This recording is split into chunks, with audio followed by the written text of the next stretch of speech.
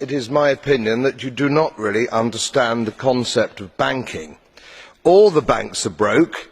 Bank Santander, Deutsche Bank, Royal Bank of Scotland, they're all broke. And why are they broke? It isn't an act of God. It isn't some sort of tsunami.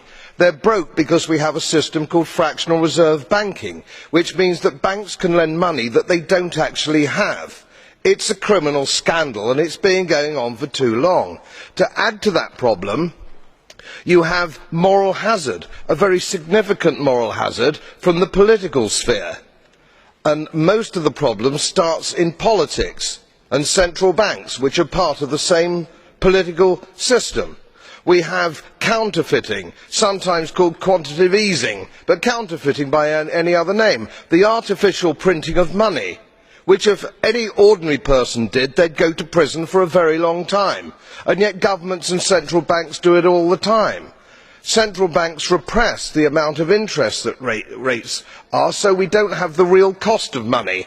And yet we blame the real retail banks for manipulating LIBOR. The sheer effrontery of this is quite astonishing. It's central banks that manipulate interest rates, Commissioner.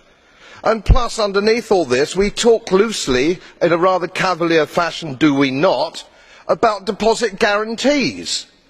So when banks go broke through their own incompetence and chicanery, the taxpayer picks up the tab.